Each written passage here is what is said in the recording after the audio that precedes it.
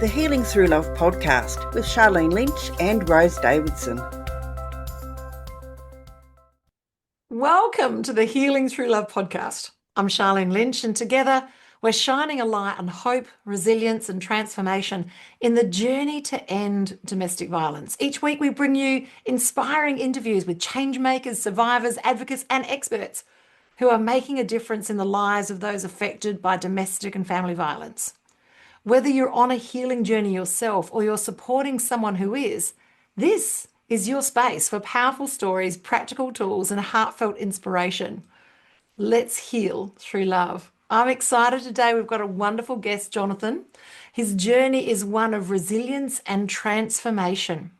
After a near-death experience in the Himalayas, he discovered a deeper connection to spirituality that reshaped how he approaches life. With a background in leadership and problem solving, he now blends these practical strategies with spiritual insights to help people move through challenges, overcome limitations, and rebuild lives aligned with their true nature. His story is a reminder that even in our darkest moments, growth and renewal are possible.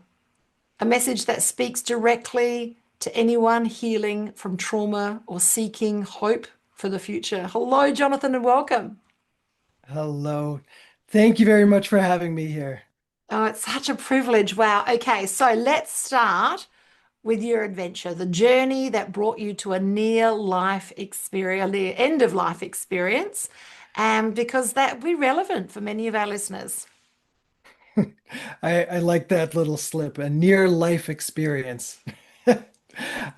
So way back in 2012, I went on this year-long trip around the world, and it was cut short by 10 months because shortly after starting it, I was at the bottom of a mountain after falling about 90 feet, falling and tumbling, I should say. So I cracked open my skull and tumbled and dislocated my elbow and shoulder, so nerve damage on my left side, and I was kept alive by the nine people that I was with, and they nurtured me and kept me safe through the night, where I'm pretty sure that I probably crossed over at least once, and then in the morning the helicopter came and brought me down to Kathmandu for massive head surgery, and then the healing journey, the physical healing journey began at that point in time. And that was really a catalyst to help me on my personal, my emotional, my spiritual healing as well. Because little did I know, before that, I was very much in giving mode. And then that situation put me into having to receive and having to be open to letting the love and support come in.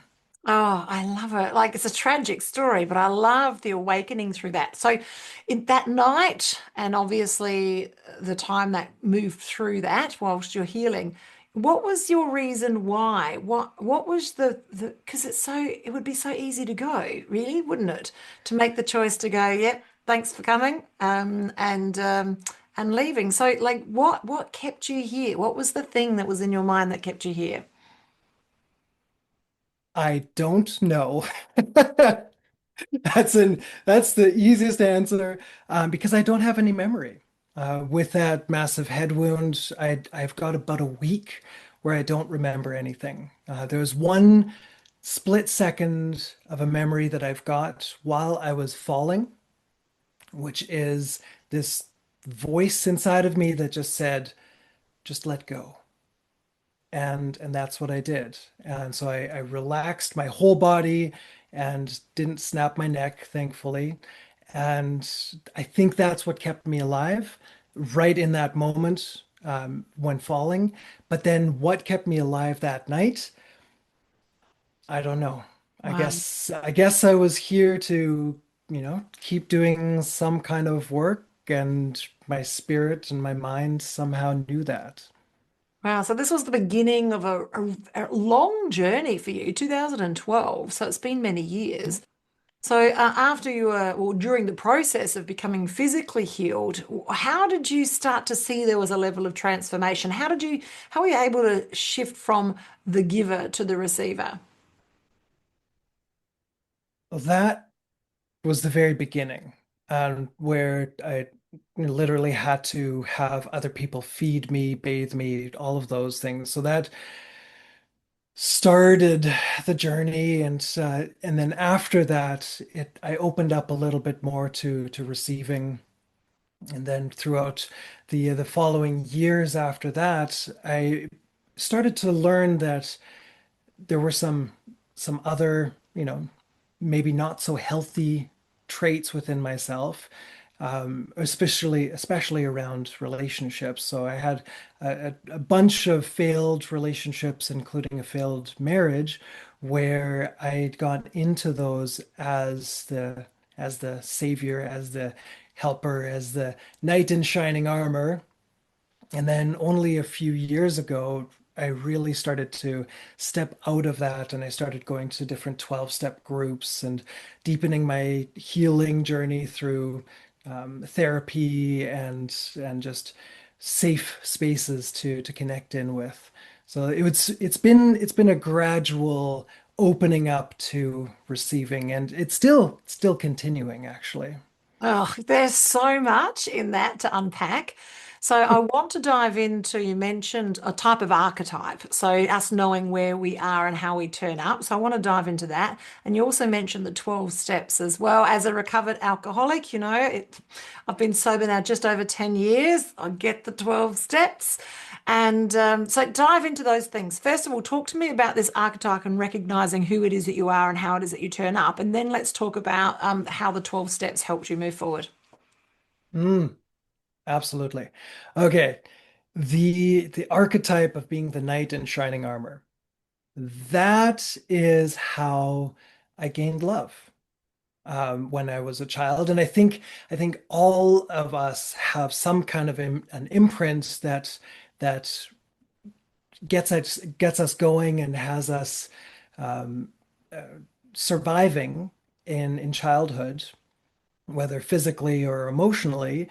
Um, I know that a lot of listeners for your podcast, are those survivors of physical, like the physical needing to survive. So there's all of these different ways that we're imprinted. And for myself, I needed to be the knight in shining armor that would come in and be the helper, be the good guy, the one that would get love because I did something. So that's how I thought I was going to keep going, right? It was good for me to show up as the haha, I'm the hero, right? I'm that masculine male archetype of, yeah, that savior. And so that's that part around needing to show that I am lovable. So And the 12 I've steps? been yes, yeah, and the 12 steps. That came through a previous relationship of mine where the 12-step group that I was mostly a part of is ACA, also, or that's short for Adult Children of Alcoholics or Dysfunctional Families. So I fall into both categories. Very, well, not very dysfunctional, kind of normal level for me as I see it. But yeah, just a decent amount of dysfunction that we all go through in childhood. I'm pretty sure because we're not raised by perfect parents, right? So I had a lot of this journey in this 12-step group where I learned to sit with my own family, with my own inner 5-year-old, with my own inner teenager, and really got to let them be the kids that they were, got to really thank them for what they did and how they helped me survive. Because if my 5-year-old wasn't the people pleaser that he needed to be, I don't know where I would be, right? I don't know how it's possible for me to have gone through the experiences that I went through without actually, yeah, surviving, if Mhm. that makes sense. Yes, yeah. Well, okay, so before the show, we were talking about human design, and I'm just curious with this level of coming to a level of awareness of you being the receiver, and now that needing to shift for you. So you being the doer and now being the receiver. How did the human design come into your evolution, and how is that playing a part for you moving forward? Mm. Oh, there are so many nuanced pieces to this. I love it. Um, in human design, I'm what's called a projector, and the projectors do best when waiting for an invitation. And the biggest challenge for projectors is to wait for an invitation. We see everyone else being able to just, or most of everyone else being able to just go out there and do and initiate and respond and just go, go, go. So um, we're kind of conditioned to try to do the same, which I think is probably connected to, why it was easier for me to do and then feel loved as a result. Mm. And learning how to wait and receive those invitations was just that extra little cherry on top that has gotten my life to be so much smoother. And in the healing that I do with my clients, I let them explore that within themselves. Mm. So if they're a projector or if they're any of the other energy types, I look at their strategy, I look at how they are in human design terms supposed to live. And then I just ask them, okay, well, what if we just try this at a little bit of a different angle? And and then that's how I have healed myself. And then I also try to help people heal themselves through that similar kind of modality. I love it. I'm a manifester generator. I like I All make right. I make the mess. I love it. I love it. I love it. Okay, so like in order for you to have transitioned from where you were broken to going through the healing and looking at things completely different and the 12-step programs and everything else that you've been involved in through the process of these many years, one of the most important things that you mentioned before the show was about mindset and then the impact of that and how that can help one's trajectory in life. So can we just dive in a little bit and talk about how did your mindset contribute to your healing? Mm. Okay. It Mindset is the foundation in terms of what I how I see this. Mindset is what made me fall down the mountain in the first place. I was sitting on the airplane on my way to Kathmandu, and I remember telling myself, I am going to experience whatever I can experience to have the most amount of personal growth possible. In my mind, mindset and manifestation are the same thing. If you if you have your mindset on the world is a horrible place and everyone's out to screw me over, you see that. In my history, I told myself I needed to be the hero. I needed to be the knight in shining armor, otherwise I'm not lovable. Lo and behold, relationship after relationship, these people, these women came into my life expecting me to be the lover, the savior, the knight in shining armor. Otherwise, they wouldn't love me. So I manifested that through my mindset. And shifting my mindset little bit by little bit has just been able to help me go onto this new trajectory of having the most beautiful amount of, possibilities available as a result. Oh, that's very powerful. Okay, so I love your take on mindset and how that actually caused you to fall down the mountain. I'm looking forward to unpacking that. But just you talk about the biggest fears. It has been your biggest healings, your biggest opportunities. So the things that you have been fearful of have been the things that you've attempted to do or have done, and they've been your biggest healing opportunities. Is that right? Absolutely. Yes, absolutely. Like previously, before that fall down the mountain, my biggest fear was to not be able to receive because I didn't wasn't giving, right? So then I got to see what it was like to receive without giving. And I had to go through this extreme version so that I would actually learn this opportunity. As Oh, they say, as they say, God speaks to you either in a metaphor, and if you don't listen, it's a two by four. And I got the two by four because I just wouldn't listen. yeah, and sometimes he just yells. All right. Exactly. So yes, I've heard the yelling.